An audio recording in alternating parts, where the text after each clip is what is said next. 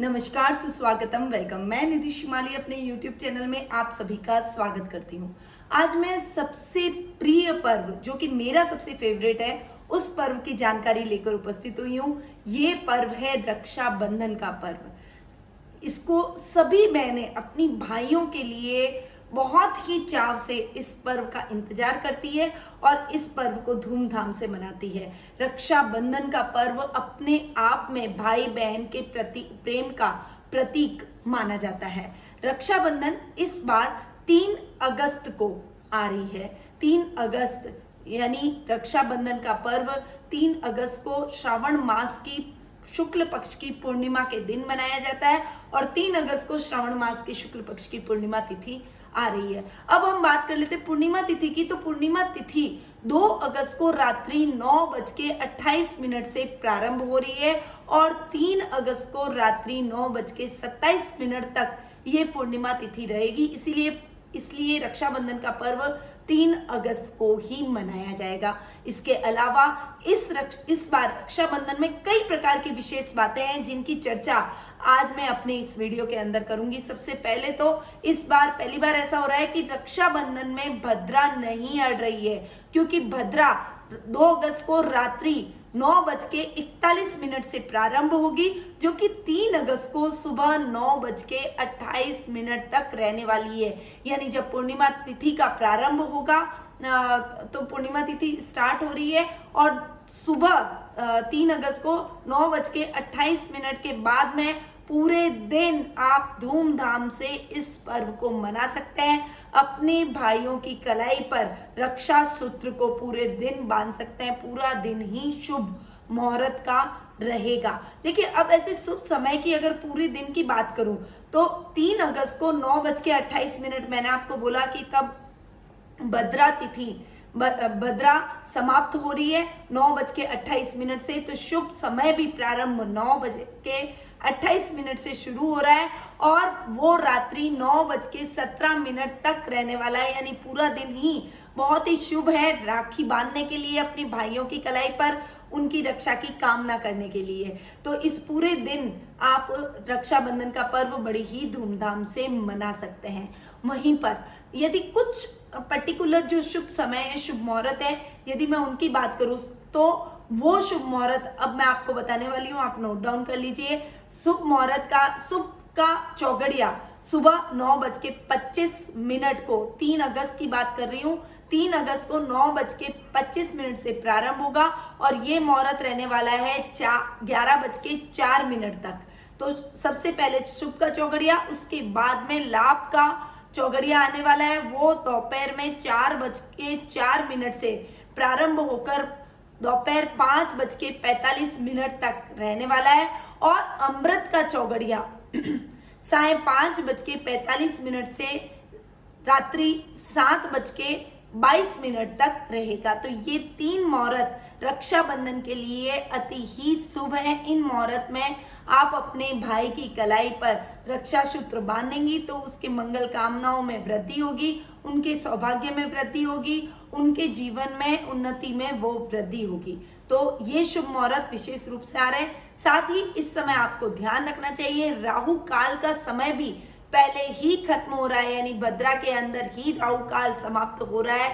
राहु काल का समय 3 अगस्त को सुबह 7:30 से 9 बजे तक रहेगा। इस टाइम पीरियड के दौरान कोई भी शुभ या मांगलिक कार्य नहीं किए जाते, क्योंकि राहु काल अशुभ काल के नाम से जाना जाता है। तो इस समय के दौरान आप कोई भी रक्षाबंधन के शुभ कार्य यानी अपने भाई की कलाई पर रक्षा सूत्र न बांधे। वैसे भी इस समय भद्रा चल रही होगी, तो इस समय भद्रा समाप्त होने के बाद ही आप अपने रक्षाबंधन का पर्व मनाइए। बहुत धूमधाम से ये पर्व इस वर्ष मनाया जाएगा और इस वर्ष कुछ विशेष बातें जो कि मैंने वीडियो के प्रारंभ में आपको बोली थी कि वो भी आ रही है। देखिए, इस वर्ष रक्षाबंधन के दिन गायत्री जयंती भी मनाई जाएगी। साथ ही रक्षाबंधन के दिन श्रवण नक्षत्र प्रारंभ हो रहा है, जो कि अपने आप में सर्वार्थ सिद्धि योग माना जाता है। श्रावण मास और श्रवण नक्षत्र का ये बहुत अच्छा संयोग है जो कि इस बार रक्षाबंधन के दिन आ रहा है। तो सर्वार्थ सिद्धि योग के कारण इस दिन पूरे दिन आप किसी भी समय अपने भाई की कलाई पर रक्षा सूत्र बांध सकते हैं। देखिए, इस दिन एक और अद्भुत संयोग हो रहा है, वो है शनि और सूर्य का समसप्तक योग। समसप्तक योग यानी शनि से सूर्य सप्तम भाव में जाकर बैठ रहे हैं, सप्तम स्थान पे बैठ रहे हैं। शनि की राशि से सप्तम भाव में जाकर सूर्य का विराजमान होना बहुत ही अद्भुत संयोग है। ये संयोग बहुत सारे सालों के बाद में पुनः इस रक्षाबंधन पे आया है। तो रक्षाबंधन के दिन ये संयोग आपके भाई के लिए और बहनों के प्रेम में वृद्धि करेगा, आपस में आपसी तालमेल में वृद्धि करेगा। तो ये रक्षाबंधन आपके लिए बहुत ही विशेष है। माँ गायत्री का आह्वान करें ताकि घर की सभी बहनों को, सभी महिलाओं को एक अलग ही शक्ति और ऊर्जा का इस दिन अनुभव होगा। तो गायत्री हवन जरूर करें, माँ गायत्री का आह्वान करें, उनसे प्रार्थना करें कि वो आपके भाई को लंबी आयु प्रदान करे, आपके जीवन में सौभाग्य की प्राप्ति लेकर आए और हर तरीके की आपके जीवन में, ज्ञान में, विद्या में और बुद्धि में वे वृद्धि करे। तो गायत्री जयंती, समसप्तक योग, सर्वार्थ सिद्धि योग इस बार रक्षाबंधन के दिन आ रहे हैं। भद्रा भी पहले जा रही है, राहु काल भी पहले ही समाप्त हो रहा है। तो कितना अद्भुत संयोग इस बार रक्षाबंधन पे बन रहा है। अब मैं आपको बताऊंगी कि रक्षाबंधन पे फटाफट से कि आपके भाइयों को आप किस प्रकार विधिवत उनकी पूजा करें, उनके कलाई पर रक्षा सूत्र बांधे। मुहूर्त तो मैंने आपको बताई दी है। उन मुहूर्तों पे आप अपने भाई को पश्चिम दिशा में मुख करके बैठने के लिए बोले।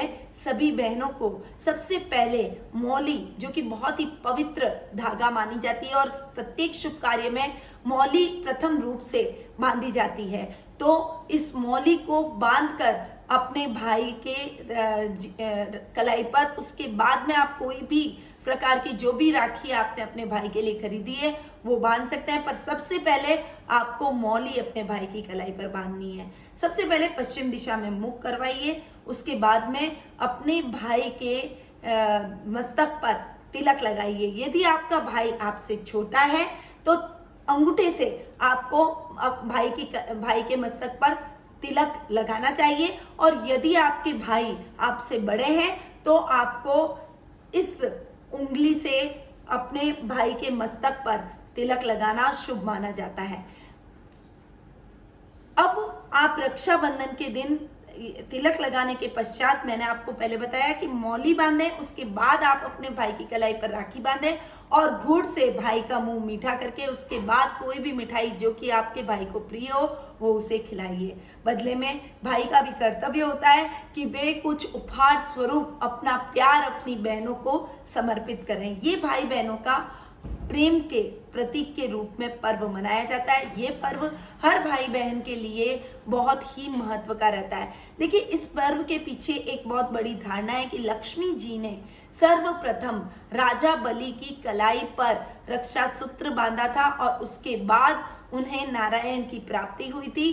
तब से इस रक्षाबंधन के पर्व की प्रथा चली आ रही है। तो ये रक्षाबंधन आपके भाई बहनों के प्रेम में वृद्धि करे, ये मेरी मंगल कामना है। साथ ही अब मैं आपको छोटा सा बता देती हूँ कि राशिगत आप अपने भाई की कलाई पर क्या बांध सकती है, किस प्रकार, कौन से धागे का, किस रंग का आप उपयोग करें कि आपके भाई के प्रेम में वृद्धि हो, उसके जीवन में आप के हर बाधा दूर हो, उसके शत्रुओं का नाश हो और वो अपने जीवन में हर क्षेत्र में उन्नति करे।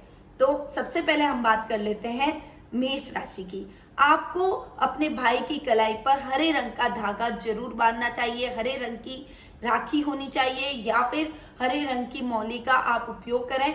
इससे इस रक्षा सूत्र को बांधने पर आपके भाई के हर मनोकामना पूर्ण होगी। अब आ जाते हैं वृषभ राशि वालों को। वृषभ राशि वालों को सिल्वर कलर के यानी गोल्डन कलर के धागे का उपयोग अपने भाई की कलाई पर करना चाहिए। मिथुन राशि वालों को अपने भाई की कलाई पर हरे कलर का उपयोग करना चाहिए। फिर कर्क राशि वालों को सिल्वर या सफेद कलर के धागे का उपयोग अपने भाई की कलाई पर रक्षा सूत्र के रूप में करना चाहिए। सिंह राशि वालों को गोल्डन कलर या फिर पीले कलर का उपयोग अपने भाई की कलाई पर रक्षा सूत्र के रूप में करना चाहिए। कन्या राशि वालों को अपने भाई की कलाई पर हरे रंग के धागे का या लाइट ग्रीन कलर के धागे का उपयोग करना चाहिए। फिर तुला राशि वालों को अपने भाई की कलाई पर गोल्डन कलर या फिर ऑरेंज या फिर पीले कलर का उपयोग अपने भाई के रक्षा सूत्र के रूप में कलाई पर बांधते हुए करना चाहिए।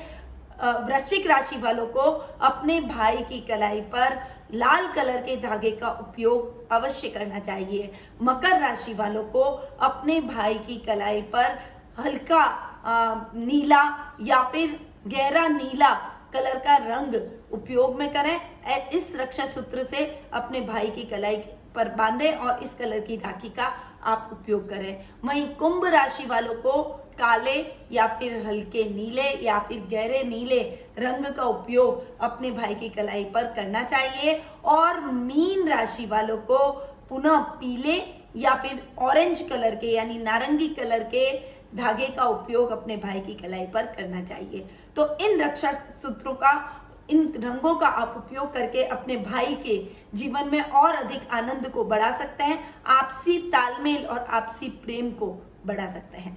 तो ये रक्षाबंधन का त्योहार आपके लिए बहुत ही मधुर रहे। आपके भाई का स्नेह आपको ऐसे ही प्राप्त होता रहे। भाई बहन का यह पर्व अनंत काल तक चलता रहे। इन्हीं शुभकामनाओं के साथ निधि श्रीमाली का नमस्कार।